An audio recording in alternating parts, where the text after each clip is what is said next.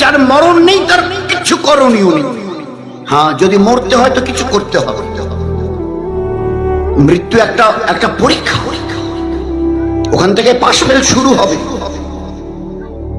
এই জন্য জীবনটাকে বানিয়ে নাও, কাটিয়ে দিও না। কাটাবার জন্য লক্ষ কোটি জানোয়ার, এদের জন্য না জান্নাত না জাহান্নাম। তোমার বাড়ির ছোট ছোট মুরগি চড়াই, ওই পায়রা কবুতর থেকে নিয়ে, আর জঙ্গলের বড় বড় বাঘ ভালুক চিতা গন্ডার হাতি, এদের জীবনে একটা হায়াত দিয়েছে, কোনোভাবে এরা কাটিয়ে নিয়ে চলে যাবে। এদের জন্য না জান্নাত না জাহান্নাম। কিন্তু তোমরা ইনসান, এই দুনিয়ার হায়াত আল্লাহ খুলে বলেছে আহসানু আমালা, কে কত ভালো আমল করো। ভালো আমল বলতে এক, ইমানের সঙ্গে 5 ওয়াক্তের নামাজ, ভালো আমল।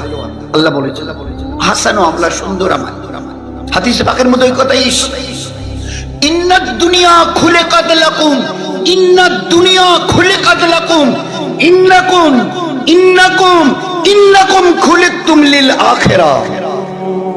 এই দুনিয়াটা তোমাদের ভোগের জন্য। গোটা দুনিয়া যা কিছু দেখছো, জমিনের নিচে, আসমানে চাঁদ সূর্য লক্ষ কোটি তারকা, এগুলো তোমাদের খেদমতের জন্য। গোটা মখলুক তোমাদের থেকে কেউ কিছু নেবে না, গোটা মখলুককে। আলহামদুলিল্লাহ, সম্মানিত উপস্থিতি, আমরা আজকের বুখারীর প্রথম দার্সে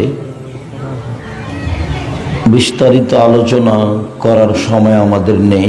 মর্মে সংক্ষিপ্ত কথায় এইভাবে যে পৃথিবীর হাদিস শাস্ত্রের সবচেয়ে বড় মুহাদ্দিস, যারা হাদিস সংরক্ষণ করেছেন, যাদের মাধ্যম দিয়ে আল্লাহ কিয়ামত পর্যন্ত হাদিস মানুষ সমাজে বহাল রাখার ব্যবস্থা করেছেন, তার সবচেয়ে বড় মুহাদ্দিস, হাদিস সংকলন সংগ্রহকারী ব্যক্তি মুহাম্মদ ইবনে ইসমাইল আল বুখারী। মুহাম্মদ ইবনে ইসমাইল আল বুখারী পৃথিবীতে সবচেয়ে হাদিস শাস্ত্রে বড় মানুষ বলে বিদ্বানগণ সিদ্ধান্ত নিয়ে বলেছেন। তিনি একটা হাদিস গ্রন্থ লিখেছেন, যে হাদিস গ্রন্থের নাম আছে আল জামে আস সাহিহ আল মুসনাদ।